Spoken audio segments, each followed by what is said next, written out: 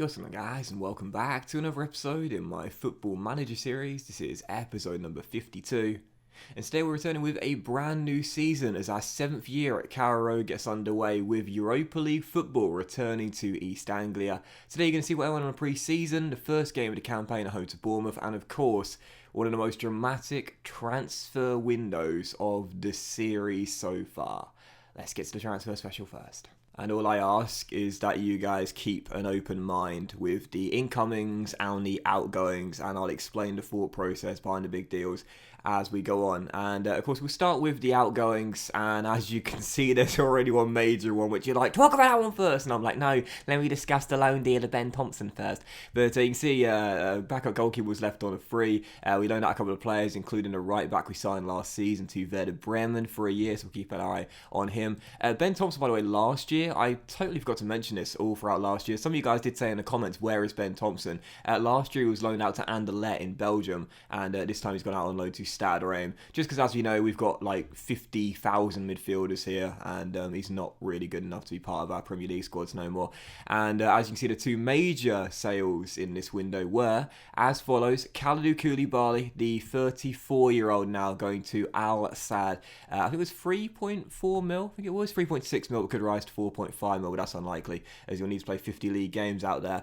But Koulibaly last season, of course, came on a free. I was raving about the signing. I was so happy. It was only on 30 grand a week, so it was a really low risk signing as well. But I'm glad it was low risk because last season he was all right. But the media described him as an elite centre back. I wouldn't describe him as that myself. He's got some great stats. He's kept hold of his body really well. But really, I thought personally Basir and Godfrey were better. So I was fine selling him, especially because he was complaining about a lack of game time all throughout last season. But the big sale, as you guys see there, is the one. Unfortunately, the guy that I was just so hopeful for would become the star of the save. Yes, Vukasin Vlasic has left the club finally after 3 years at Career Mode. Now, we sold him for £115 million, and you know when you get those bids in the summer or January for one of your best young players, and it's from PSG or Real Madrid, and you just you counter for something ridiculous like £200 million, and normally they'll just walk away, but every now and then they just accept it. The highlight goes green and they've accepted the ridiculous counteroffer. That was the case with Herder Berlin here. I was thinking, last season in 1 Europa Conference League, they have got some really good players, but they put in a bid, I think it was about 65, 70 million, something like that. And I was like, no, give me 115 mil and you can take him.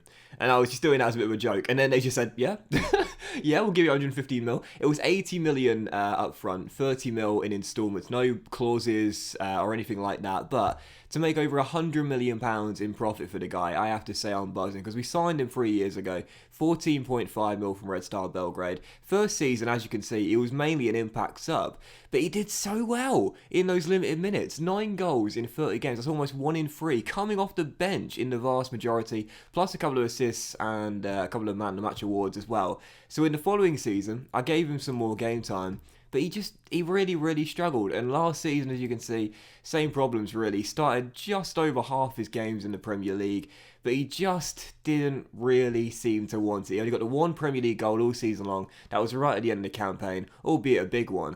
But either way, to me, when Herder Berlin said, yeah, we'll give you 115 million, I was like, I can't really turn that down, can I? Now, I asked you guys on Twitter for the final decision, and as I always say, guys, please, if you're not following me on Twitter right now, do me a favour, open up your phone, quickly go on the Twitter app, search at Docklanders and give me a little follow, because I come to you guys for so many big decisions in this save, and whilst I thought I probably would accept the bid anyway, I got the confirmation and the permission from you guys, including another deal in this window, which we'll get to in a moment. Please follow me on Twitter. I promise you I am not tweeting like 1,000 times a day and clogging up your feed, but you help me with decisions like this, and you stay up to date with the save as well. But anyway, you guys made a confirmation. Vlasic goes, and he's got some amazing stats, as we know. The driven personality, which you know I love, 18 determination, 16 work rate. Physically, the guy's absolutely rapid, great stamina, great fitness, mentally again, decent in some areas, but technically, he's not even like world class. So to get 115 mil for him, I think was a massive overspend by Hertha Berlin, because whilst he is only 21 years old, turns 22 on Christmas Eve, let's be honest here, on the international stage and on the club stage, he's not really a proven goal scorer. So for 115 million, I think that's an absolutely brilliant sale there. I think, to be honest, we kind of fleeced Hertha Berlin, really, and I'm glad to get the money. So it was a big sale. I know so many of you guys loved him, and believe me, nobody wanted him to succeed here more than me. But the fact is, past 2 seasons, too low in terms of his productivity, and the bid was just far too good to turn down. So Vlasic goes, farewell Vukasin. We'll always have a soft spot for you, and maybe you'll come back one day. But for now, yeah, I'd rather have the money. And that's because, as I also tweeted out yesterday, and you would have seen as well in the final episode of the season, my transfer budget for the new season was so low. So if we were to sign some good players, we needed to make a major sale. And Vlasic, let's be honest, still was the most likely one out the door. So, yeah, Vlasic goes, my most expensive sale in Football Manager Heroes history ever. So you've just seen a record broken on youtube.com/Docklanders. But anyway, let's get to the signings then. Only 3 players came in this window, and it really was all about quality over quantity in this one. I didn't feel the need to make major changes to our team and totally gut it after doing most of that last season, but 3 new players coming in, and I'll show you who they are. I will start off with someone that a few of you were guessing about yesterday. Yes, Roberto Firmino. Bobby Firmino has arrived here at Norwich City on a free transfer, and this is why I wasn't as sad that we let go of Vlasic in the end, because Liverpool decided to release Bobby Firmino after 11 years at Anfield, and we snapped him up on a free transfer. Now, of course, as we know, he made a move to Germany many years ago now, and moved to Hoffenheim. He applied his trade out there and looked very promising as a very young player. Liverpool snapped him up for 29.5 mil at the beginning of the 2015-2016 season, and ever since his first year in English football, he hit the ground running, and he did not slow down. He'd been absolutely superb. And in the game years, as well, as you can see, he was a really prominent figure in Liverpool's first team in the first few years. But over the past years, you can see, he only scored 4 goals. And that is the only real concern to Bobby Firmino. He started 18 of the 38 Premier League games, played 30 in total, but only got the 4 goals and 5 assists. I don't know how he had such a big drop-off from the previous season. Well, to be fair, he only scored 8 goals the season before that. But anyway, only 4 goals last season. That is a slight concern. Having said that, I still think when you look at the stats here he's got, and you look at his attributes as well, even at 33 years old, due to turn 34 in a couple of months, this is an absolute bargain. He is, as far as I'm concerned, still able to compete at a very top level. Now, as you can see, Firmino has got some decent physical stats still, considering the fact he's 33 years old. He's not got 5 for pace like some of the veterans that I sign, and the natural fitness being 17 really helps with that as well, and he's got still got a good balance of 16. But as you can see, mentally is where the guy really succeeds, and that's why, I love him. 19 anticipation, 18 composure, 16 concentration, 16 decisions, 18 for flair, 17 off the ball, 17 teamwork, 16 vision, and 17 work rate as well. Mentally, the guy is just absolutely phenomenal. And technically too, like I said, he's still got it, man. He's still got it. 13 dribbling, 14 finishing, 17 for first touch with 15 passing, and 18 for technique as well. Very good indeed. So yeah, as far as I'm concerned, he's still got it. And, when I went to the report section here, when we still had Mr. Vukasin Vlasic was actually rated lower than Firmino, even though he's 12 years younger. So yeah, Firmino comes in, and again on a free transfer, 80 grand a week on a 2-year deal. Yeah, pretty pricey, but let's be honest here, the guy's been proven in England for over a decade now that he knows how to score, and he's also a winner with Liverpool as well.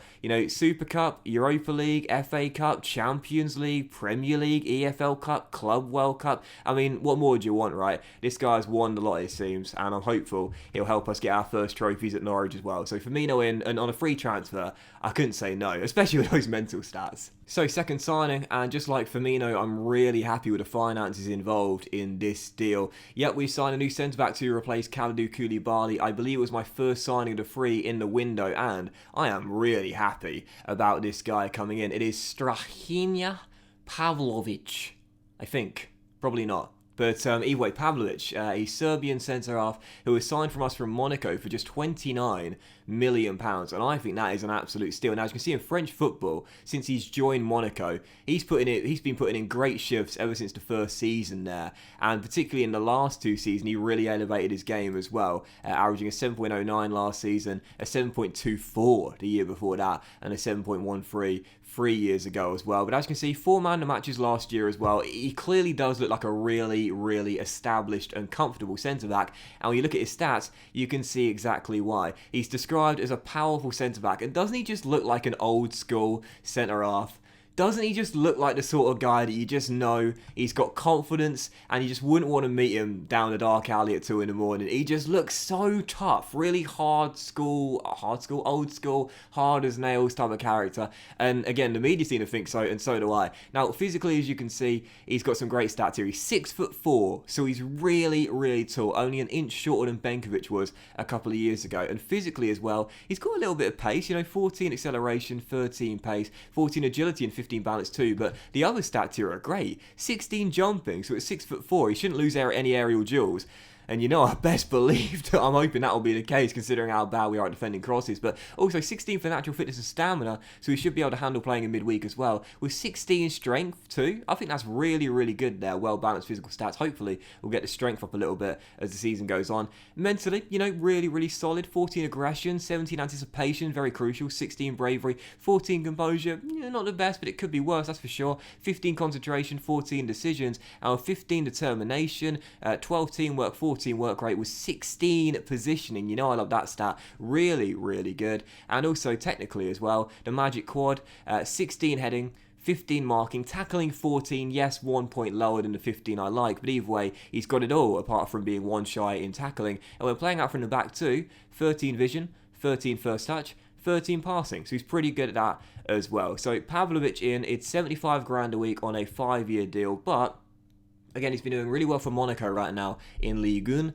and I love his stats. He looks like an old school centre-half, and with Koulibaly going, I think he's better, and he's 10 years younger as well, so can't say no to this deal. I think it's a great deal financially speaking. And so the last signing of the 3, which I'll try my best not to spend 10 minutes talking about, is someone which you guys signed for me. And again, if you're not following me on Twitter, do it, because you would have been involved in this decision here, and perhaps you could have signed someone else. Perhaps you would have voted for this guy regardless. If you're not following me on Twitter, you're missing out, guys, seriously, because I asked you guys what new gen / regen we should sign out of a choice of 5, and in the end, you guys opted for, well, if you follow me on Twitter, you'll know his name, Herman Bamba. Yes, welcome to Career Road, Herman Bamba. This is an Ivorian central midfielder that we signed from Chelsea just a week ago, I believe. About a week ago.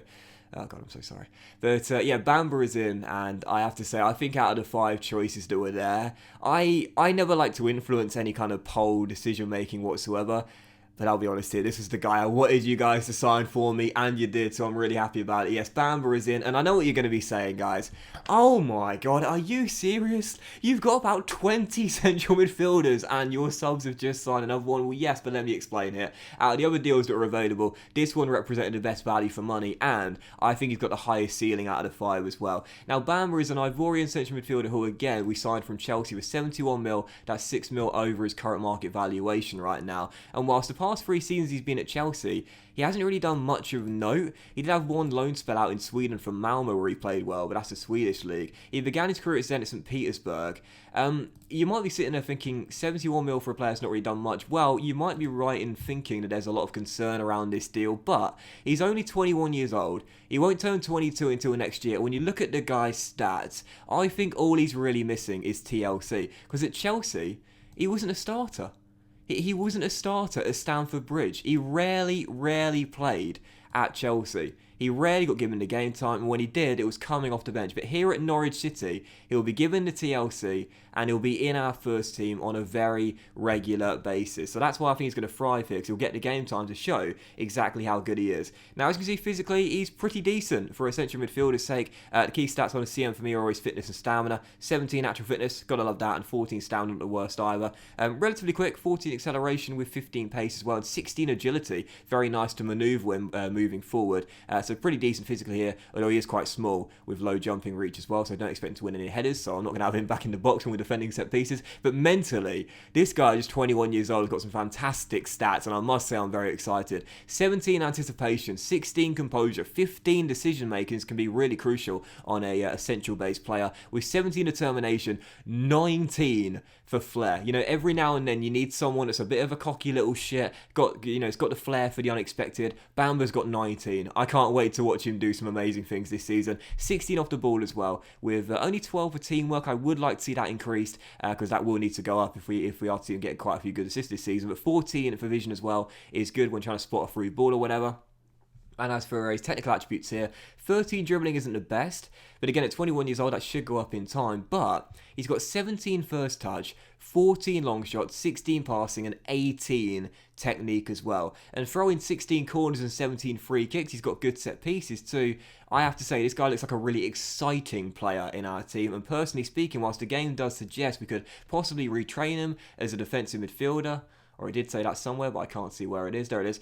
He could be retrained as defensive midfielder. I think it would be a waste playing this guy deeper with the stats he's got here. So I'm going to move him further forward, play him in behind our two strikers in our 4-1-2-1-2 or 5-2-1-2. And he's got some great stats, and I just think the ceiling is really high. 21 years old. It's 85 grand a week on a 5-year deal as well. So it's not even the most priciest of contracts. And again, I think he got the highest ceiling out of the other new gens and regens that are available for us. He tries killer balls off. I really like that too. So yeah, I'm excited for this guy. I think he could thrive getting the game time in this Norwich team. Resolute personality. I'm blushing, man. I'm just so excited for this guy. I think he could be one of the stars of the save. My words, I think he's got the ability and the potential to be one of the stars here. So yeah, in the end, it was more about quality over quantity in this transfer window. The deals we agreed were major ones as opposed to loads of little ones. And in the end, I thought our signings were really well balanced as well. Even though there was only 3 signings coming in, we've got a great young player. We've got a good veteran who's still got it. I mean, can you call him a veteran at 33? Let's say no, because I'll be 33 in a few years. But we've also got a player that's about to enter his prime years as well. So very well balanced signings here for 100 million. And again, when you look at the sales here, only 2 real noteworthy ones, but one of the senior teams that we wanted to get rid of anyway, got him off the books and still raised a few million for him as well. So still turned a profit on the guy. And Vlasic, the main sale as well, for a record transfer sale in any of my saves, 115 mil. Once again, just like last season, we turned a profit. We turned a profit here in Norwich. And, you know, the one thing I'll say about our time here at Carrow Road is this. Even if we don't win anything with them before we end up leaving the club, I mean, let's be honest here. The business we've done, we've given them a ton of young talent here. An absolute ton of great young talent. Some really good wonder kids. Some good players in the prime of their career as well. And we've raised a load of cash too and turned a profit as well. I think financially speaking, I've done a great job with this club, you know. Okay, we haven't won anything yet, other than the championship back in season 2. But, you know, financially speaking, you couldn't really have asked of me to do a better job, especially when you consider this season our transfer budget. I mean, honestly, what was it again? 35 million or something? The board absolutely rinsed me. And I was like, where's the Begovic money? Where's the Berger money? Where's the Eze money? They didn't give it to me, but instead, I think I've done a class job here managing the finances. I really do. Yep, that's me in a nutshell. Most Football Manager players talk about all the trophies they've won and all the unbeaten seasons they've had. There's me talking about my ability to handle the finances really well. Brilliant. But anyway, as for the dynamic screen, as you guys know, I love this screen. Right now, as you can see, there are 3 issues at the club as well. Unfortunately, Godfrey and Basile were both unhappy that I rejected bids for them to move to Spurs. As I've said before, and I also said on Twitter as well, when Vlasic moved to Berlin at the time, he had like 6 or 7 Premier League clubs interested, but I said on Twitter I wasn't going to sell him to another Premier League club, and it was the same with my other players here as well. Yes, I know Berger was the exception to the rule. Last season we sold him to Manchester City, but I wasn't going to sell one of my best players to Spurs or Man City, for example. I wasn't going to strengthen one of my European rivals and weaken us in the process as well. So I rejected both of those bids there. I've just offered Basile a new contract. He should be signing it soon, so I expect that issue to be dropped. And also Adam Idah, real briefly on Idah. We accepted a bid from Bournemouth of £60 million in the summer transfer window, and he turned down the move. You best believe I was fuming when he said no, he didn't want to go there, because 60 million. I mean, let's be honest here. We like Adam Idah. You know, I made him my number 9 back in the championship season. He was a big reason why we went out, winning the Golden Boot in the process. But since then, I mean, I know he was back-to-back Golden Boot winner in the European competitions we had. Last season, again, didn't do too badly. 6 goals and 27 with most appearances from the bench. But he's not worth 60 mil. So believe me, I much would rather have the cash. But he's not happy I accepted the bid. So hopefully he'll drop that in a bit. But the team cohesion is good. The dressing room atmosphere is very good. And the managerial support is excellent as well. Hopefully, we'll get these issues resolved not before long. As for the hierarchy, as you can see, the team leaders are now Brewster, Godfrey the captain, and Freenes the vice captain. And as for the social groups here, 4 splits, but this is normally quite common at the start of a new season because you've signed some players and sold some players, so the group gets sort of broken up a little bit. So 4 splits at the moment, but as the season progresses, you'll probably see it goes down to about 2, or possibly, if you're lucky, all in the core at one time. And you know, I seem to say this every single season, and I'll say it once again. I believe that after the latest transfer window, what we've done is got a slightly better team than the team we had at this stage last season. It seems to be the thing I say every single season, but I believe it. I think every single window we make slight but gradual progression and improvement with our Norwich City team. I truly do believe that. The assistant reports, you can see way more strengths than weaknesses right here. You love to see this. And yeah, I like the team we've got. I really do. I think it is the best Norwich City team we've ever had. I think it's got great players in their prime right now. I think we've got some really great young wonder kids coming through. You know, in terms of the senior players we've got here, we've only got one player in his 30s, and that is the new man, Bobby Firmino. The next oldest player is Maddison and Henderson, who are only 28. And as we know, guys, 28 is the new 18. It's still very young, believe me, and I'm telling myself that a lot right now. But yeah, you know, we've got a really young team. I think this is the best team we've ever had. I really believe that. And just a couple more things to show you before we dive into the first game of the season at home to Bournemouth. First things first, Gianfranco Zola, we say farewell to our assistant manager throughout the past 5 seasons. We decided to let him go as he was out of contract in the summer. You know, as an assistant manager, he did everything I could have asked of him, which was mainly taking all my press conferences for me. I'm sure you guys are the same. But fact of the matter is, I just thought he's just too nice. He's just too nice. You know, I like a nice guy, but fortunately, I just thought, time for a change, Gianfranco. Time for a change, mate. You know, 59 years old now. It's time for some younger blood. So, as I showed you on Twitter yesterday, I've got a new right-hand man. I've promoted him from under-18s coach.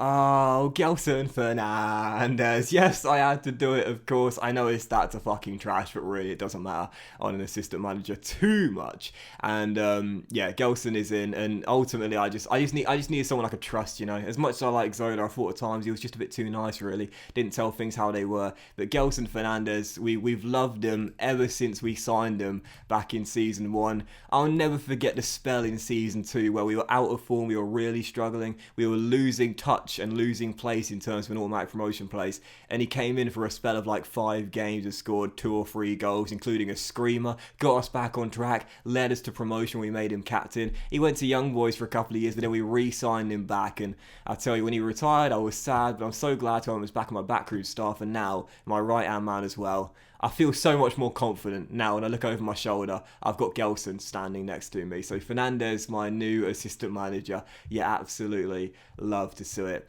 Now, as for the competition's expectations for this season, as you can see, we're going straight into the group stage of the Europa League this season after our 6th place finish last year. We've been asked to reach the quarterfinals like we did a couple of years ago. I feel confident we can do that again. As you can see, for the Cups here, reached the FA Cup quarterfinal. Last season, we were knocked out in the 3rd round after we lost to Chelsea, and in the Carabao Cup, reached quarterfinal. I am thinking this season, guys, I might take the Cups a little bit more seriously this year.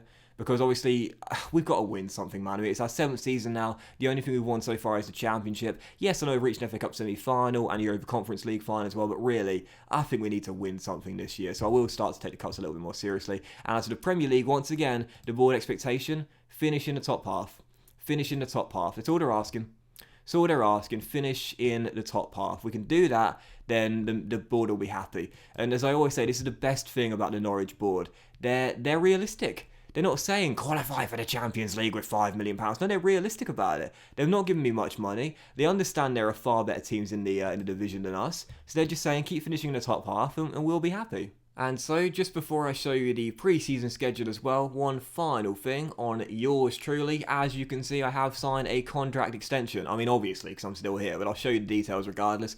As you know, my deal was due to expire at the end of June this year. I delayed the decision for as long as I could, and I was holding out for a decent job opportunity to become available, but at the time, there was only really one interesting job to take over at, and that was Atletico Madrid. And as I'll show you right now, Atletico in the end, despite myself showing interest, decided to go with Diego Simeone. And really, that was always going to happen. Who do you think Atletico Madrid would rather hire? Diego Simeone, a club legend, or me, who's won fuck all in his career?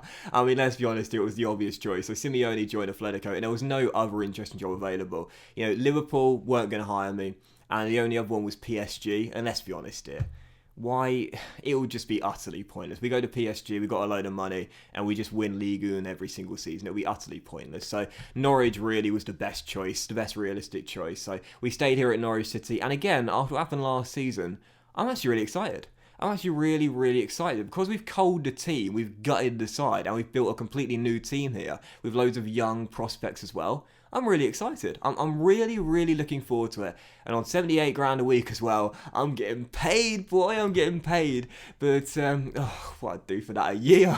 But anyway, as you take a look at pre-season and you can see what happened over the course of the summer, we had a little pre-season tour in China where we won 3 games out of 4. We won every single game in pre-season apart from this draw against Red Bull Salzburg at home, and also we beat Norwich United in the testosterone-flowing game. Brewster missed a penalty in the game though, where I couldn't stop laughing. But that was pre-season, and as you see, our fixture list for the season as well, it's relatively balanced this year. You don't see like a massive cluster of big teams right next to each other, so it's pretty balanced. It's pretty balanced, and we'll be kicking off the Europa League on the 18th of September as well. So in the next episode, we'll be returning with Man City away and the group opener in the Europa League too. So after a very long introduction, let's dive into the first game and the only game today as we take on Bournemouth here at home. If you remember last season, had an absolutely catastrophic tank towards the end of the season, one of the worst runs of form I've ever seen in Football Manager, but they won on the final day somehow away against Spurs. I wouldn't be surprised if they beat us here at Career Mode. But this will be our team for the game.